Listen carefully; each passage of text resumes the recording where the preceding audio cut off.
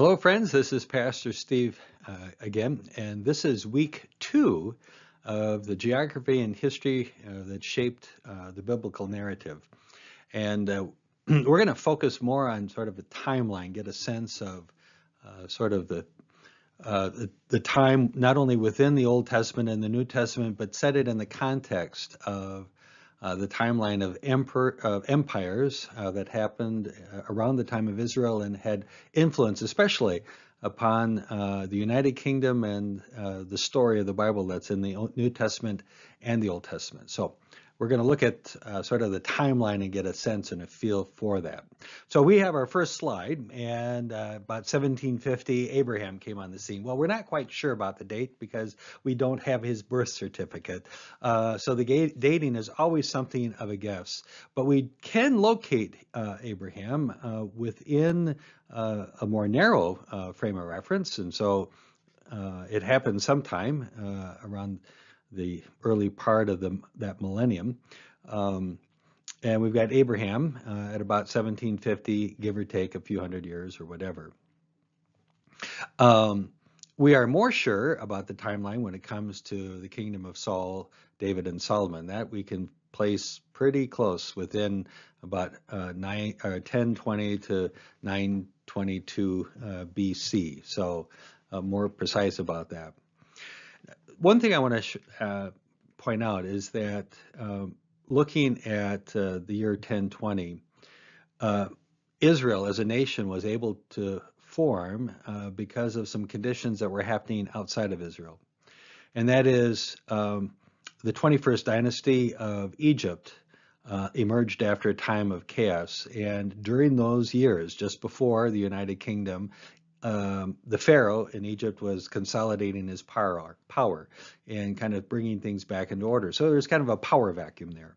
Also, we know that for Assyria to the north, in what we call now modern day Syria, was also weak. It was in the process of kind of getting organized as an empire. So in that power vacuum made possible for the formation of the United Kingdom. And so that's the first thing to note. The second thing is to see that, Israel was a United Kingdom for maybe 100 years, and then it divided into the north and the south. And the trajectories of those two kingdoms was different. Israel in the north was taken into exile by the Assyrians in 721, and then about 150 years later, Babylon came on the scene, and they took Jerusalem and Judah into exile. We also have here down at the bottom Solomon, who built the first temple, and that temple was in existence till 592. So about, you'd say 400 years or thereabouts, the temple was in existence. So next slide.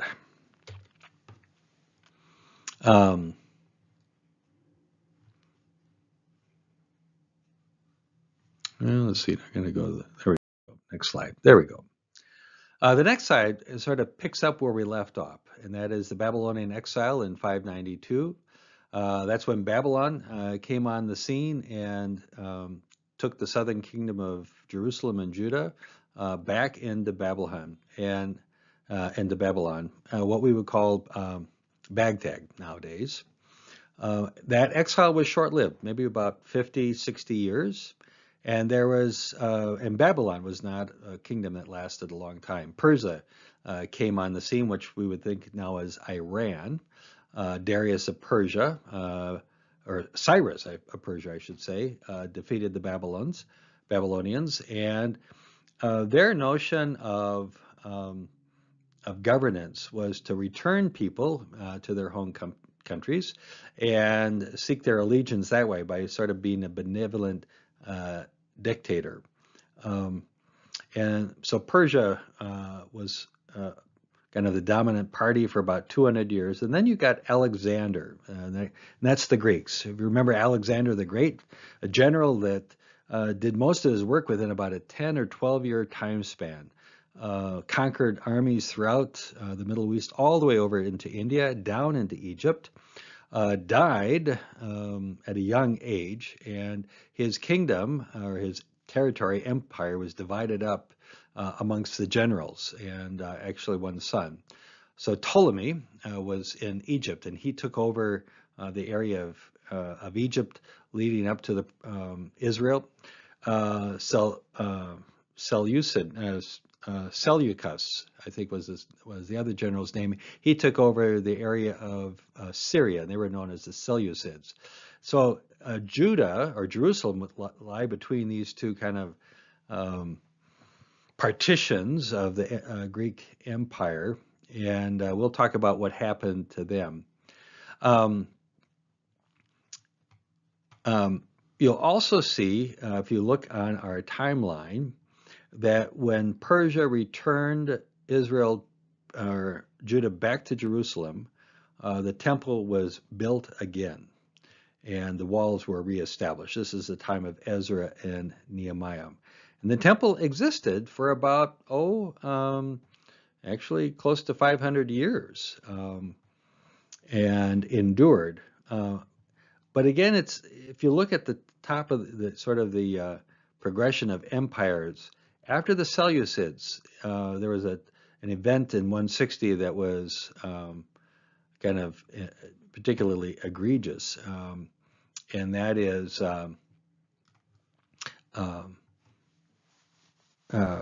the emperor of the Seleucid emperor went into the temple in Jerusalem and put his own image there in the temple. And the Maccabees, Judas Maccabees, led a revolt against the Seleucid overlords and was able to free Israel, and it became a self-governing kingdom again. We call it the Hasmonean reign.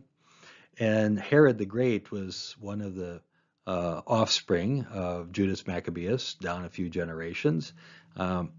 However, in order for Herod to sort of reclaim the throne, or to lay claim to Judah, Jerusalem, and Israel, he had to enter into a pact with Rome. And in about, I think 35 BC, entered into a pact with Rome. And I think Cleopatra was involved with that. And so Herod was never fully acknowledged or accepted as a Judean king, though his lineage or background was kind of mixed, and his political allegiance was mixed. Anyway, Herod is also known as a great builder. And he's built, at this time, the Second Temple was you might say, deferred maintenance. Work needed to be done on it. He said, let's just do this over. And he's the one that built the temple complex in a way that we are familiar with or recognize in its extent.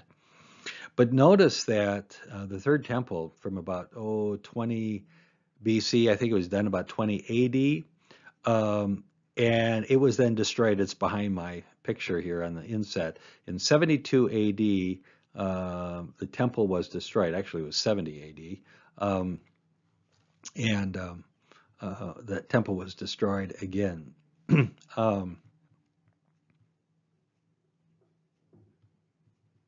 So one of the things you learn of, and just as we're kind of looking at this history, there's a couple of things I want to point out to you. One, if we go back to I guess we can only go forward. If you think, the kingdom of Israel was in existence for about, around Jerusalem, was in existence for about 400 years. Hardly that, but about 400 years. Then they were in exile, then they're under foreign rule. First the Persians, then the Greeks, then the Seleucids. So you have another 450 years of foreign rule, and then Judas Maccabeus comes on the scene, and they have some degree of autonomy for maybe 250 years. Rome comes on, and that's about it until the 20th century and the rise of Israel. So there's a lot, as a nation, as a political identity, that notion of the Israeli state is a fleeting one within the larger scope of human history. I'm going to advance the slide. Oops, I got to go down here.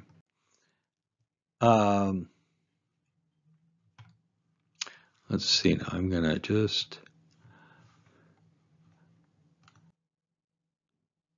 Okay. So we're just want to kind of get you a sense of the physical landscape of kingdoms and territories. And if you look at Saul's territory, where it says 1020 to 1000 BC, it's pretty small. It doesn't even include Jerusalem. Remember, David is the one who conquered Jerusalem. Just land around it. Some of the sites to the south, Hebron, where Abraham was. But it's a very small fiefdom. David's territory from 1000 BC to 961. Now you have to think about that more as under the influence of David than necessarily having border checkpoints and TSA checkpoints around the perimeter. It's more David's realm of influence, and it had grown significantly. And then Solomon, actually, I don't think that that's accurate. I would say Solomon's territory was close to what David's was. Solomon divided the kingdom into governing districts. He was a bureaucrat and an organizer. But then remember, the kingdom, the United Kingdom splits between the north and the south. Rehoboam was the king of the south of Jerusalem, and the kingdom that's left to Rehoboam and under direct rule of the king of the south of Judah is very small indeed, and will be small for the remainder of its time, and maybe because of its smallness. And if you remember last week, we looked at the geography and the terrain. It's a plateau.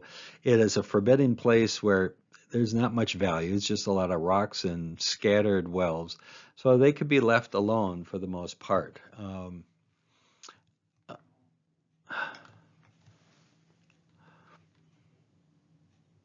Next slide.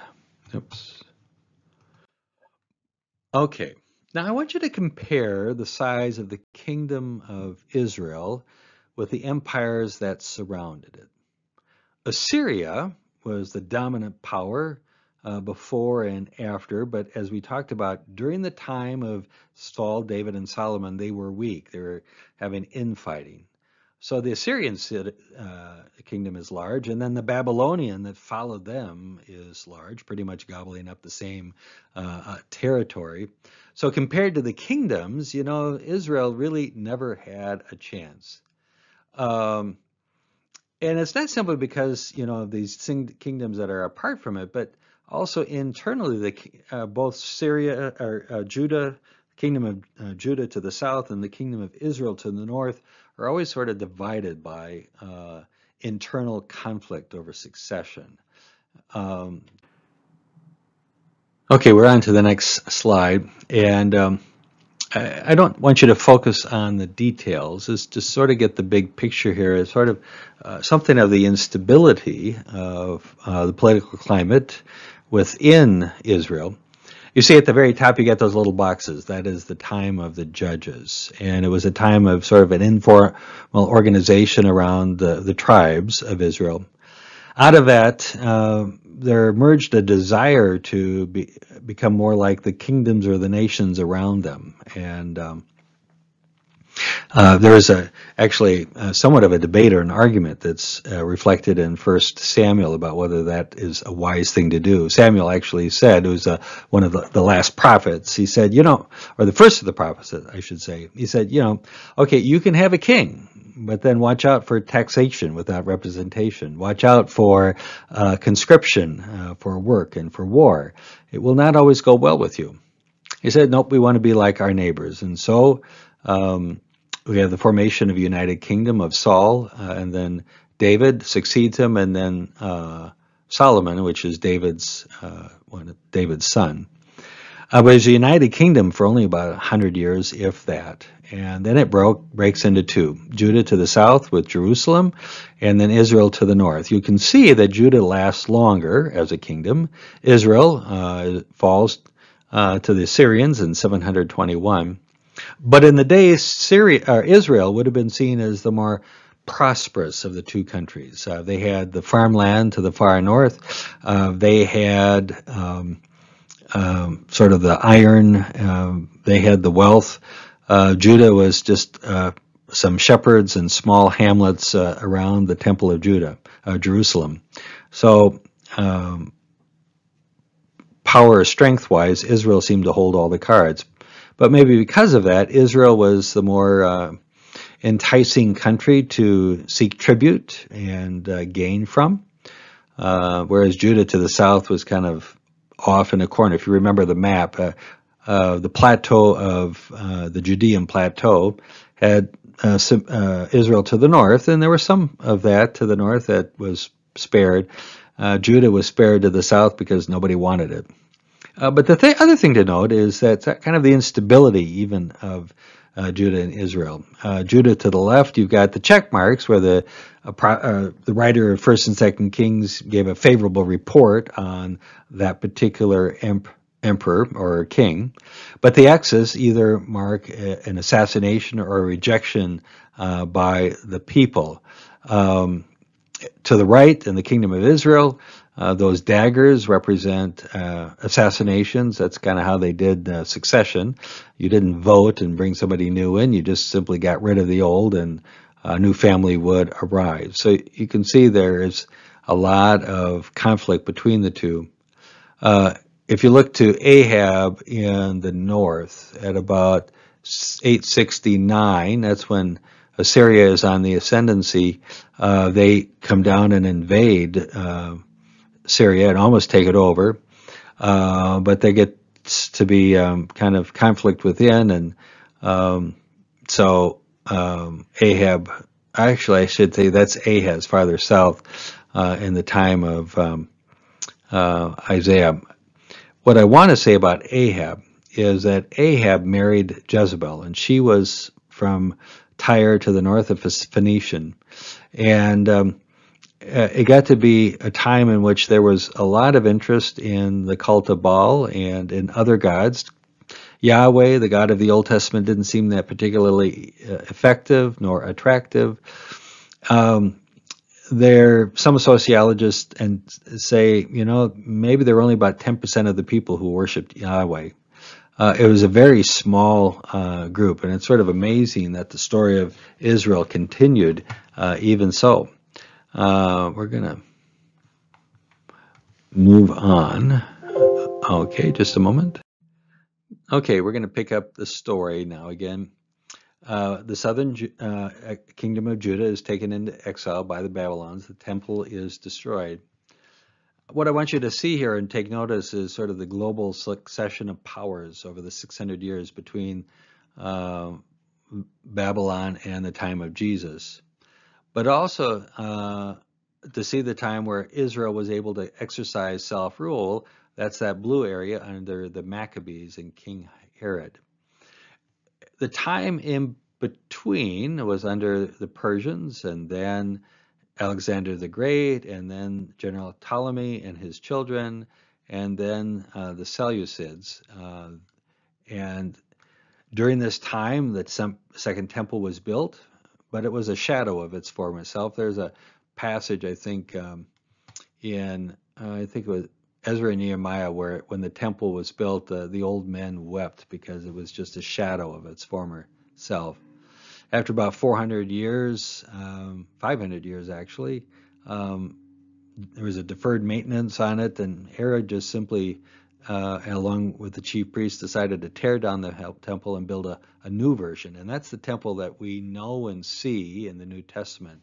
But then it was sort of whole and true for only about 40 years, and it was destroyed in 72, never to be built again. Let's see now.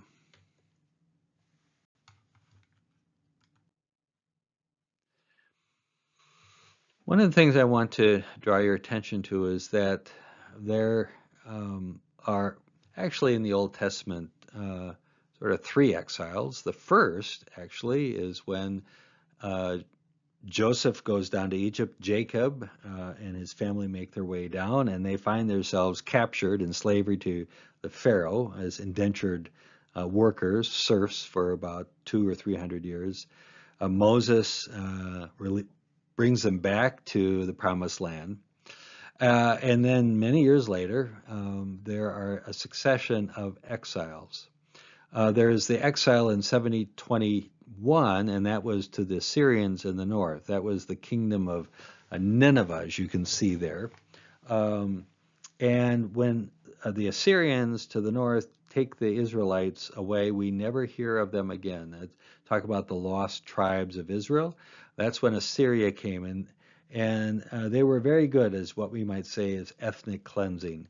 They would take people out of one country, they would bring uh, people from other countries that they had conquered and mixed populations up. It was a way of doing control, because if nobody shared a language, nobody shared a culture, then it was harder to rise up against them. And especially in that time when the distances are great and you couldn't get around it easy, if you just make a mess of everybody's life and make a mess of everything, then maybe people will stay quiet. Um, Judah to the south, Jerusalem, remember, stayed and was able to continue as a country for 150 years. Just a couple more things here about Assyria to the north. We said, they took the 10 tribes, the lost tribes of Israel are taken away. However, there is a remnant of Jews that are left in the high plateaus of Samaria, and they eventually become known as Samaritans. They are obviously descendants of the northern tribes. They worship in a way that was consistent, or more so, with the tribes of the north after the kingdom split. Because other peoples moved into the land, we have a sense that there was probably some intermarriage. They weren't pure in terms of their family background, but those Samaritans are the ones that show up in the gospel stories.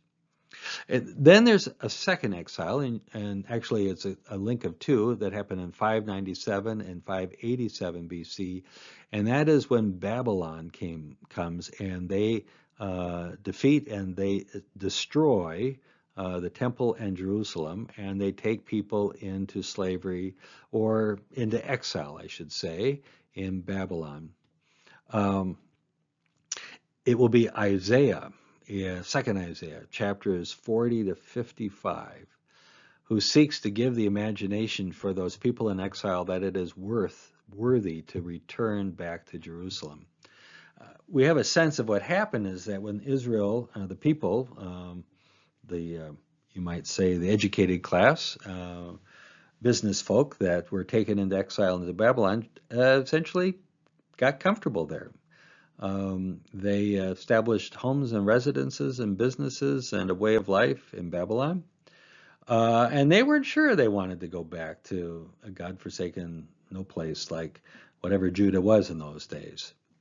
And Isaiah had to convince them that, no, this was something God's intention and purpose. And comfort ye my people, says your Lord, or you pay double for all your sins. And he does convince them to return back to Jerusalem, but it is a pull.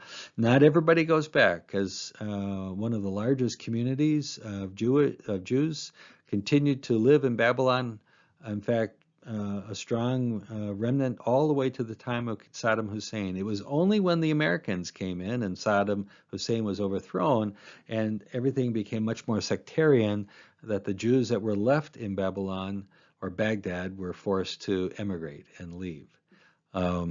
We know in the 500-600 ADs, there were probably a couple 100,000 of Jews living in Baghdad, and it was a lively, scholarly center at that time. So, two exiles. Just to kind of quick, here's the extent of the Persian Empire. When Persia came and defeated the Babylonians, Cyrus released the people of Israel. They were able to go back to their country. It's a large empire. After the Persians, it's Alexander the Great. and he defeats the Persians and reclaims much of the land, also down into Egypt. And he did it in 12 years. It's an amazing feat of what Alexander the Great was able to do. And Alexander's influence is not just simply, he defeated them militarily, but the Greek culture, sort of you think of the Greek playwrights, and Plato and Aristotle, the philosophers, that became a dominant cultural influence throughout all those areas, even after Alexander had died. And it was the Romans who came on the scene and really expanded their empire in the time of Julius Caesar and Magnus the Great. In 63 BC, that you can see Rome sort of had control of the territory throughout at that time.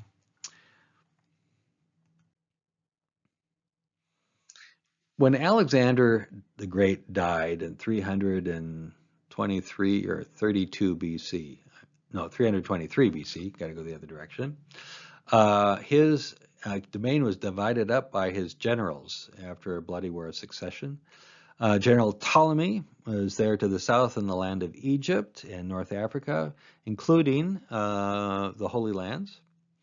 It was only after a period of time that Seleucus Nicator took over what is Syria and Egypt, and then the Seleucids, which were sort of his dynasty, took over the Jerusalem and the Holy Lands. And they in particular are noted for their persecution of Judaism as a cultural matter.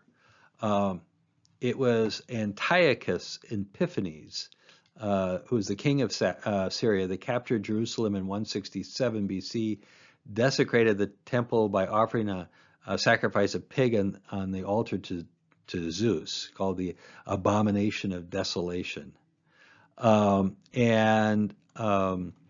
It will serve as the impetus for the Maccabees to rise up and revolt. But just to kind of get a sense or the flavor of Greek culture and how powerful it became, is that Greek language and culture became dominant throughout the Middle East. So much so that a team of 70 scholars translated the Bible from Hebrew into Greek, they called the Septuagint. And it was this Greek Bible that was by and large used in synagogue worship and for study, more so than even the Hebrew. Greek was the language of commerce, it was the language of culture, and even became the language of the Bible. So now the New Testament, we have the New Testament is written in Greek, Koine Greek. But actually, when you think about those books in the Bible that are in the Catholic Bible, but not in a Protestant Bible, all of those books, Tobit and Maccabees, are also written in Greek. So you have a sense of how, even the language of the Bible became Greek in those kind of time in between the two testaments, and then you had the translation of the Old Testament. Septuagint is simply a word for 70, and it's from the story recorded in a letter about the laws of the Jews were translated into the Greek language at the request of Ptolemy II Philadelphus in 285 BC. It was translated by 72 Jewish translators, supposedly 6 from each of the 12 tribes of Israel.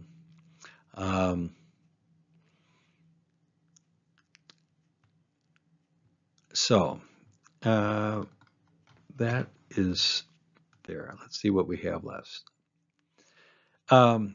We're going to pick up the story of the New Testament and the influence of Rome.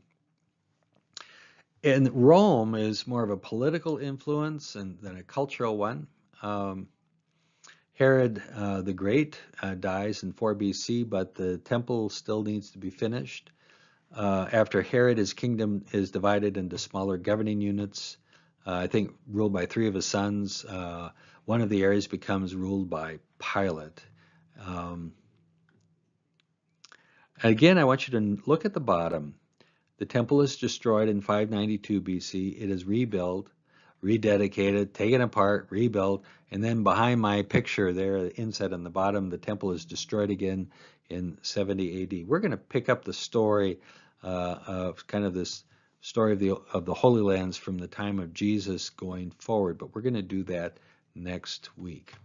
So that serves as kind of a little introduction. One of the things I want you to think about in terms of time span is you think about, the history of America. What are we about? 250 plus years old, approaching 250 years. So when you look here, in that 250 years, you've got Babylon was a short period of time, but Persia and Alexander, that's about 250 years. From the Maccabees to the destruction of the temple, again, about 250 years. And going back into, the time of Israel and Judah. Israel lasted about 200 years, Judah about 350, a little bit longer than America that we know. From the time of Jesus back to the Judean exile, that'd be like from our time back to Martin Luther. Kind of gives you a sense. I mean, we don't know anybody that knew Martin Luther. So that gives you a sense of we are dealing with larger time frames here. And even though it may look that things happen quickly, yet, within the life of a person, they happen slower, other than in those times of dramatic change when one empire takes over another. Well, I want to say thank you for listening, and I hope this has been helpful. Maybe just a couple of things in terms of getting the big picture here. The big picture is a couple. One, how small Israel is. Two, how the big empires of the day, beginning with Assyria, and then Babylon, and then Persia, and then Alexander the Great, the Ptolemies, the Seleucids, and the Romans, how often Israel is under control or command by foreign powers. Really how unsettled the place is. It's amazing that, given so much foreign influence, we still think about the Holy Land as the place of the Old Testament, the place of Jesus, when from other points of view, it was the place of Babylon or Persia or other people. And the second that we'll talk actually more next time is how often the temple is destroyed, and in turn how often Jerusalem is under siege or is defeated or even destroyed. It is always a city that is being rebuilt. So the time that's unsettled today is really maybe not so different from all the other times before. I think we'll let that serve as the kind of the lesson for today. I'll be sending out, we'll do the third week in church, and then I'll send that out as well. So wish you a good day. Take care. Bye-bye.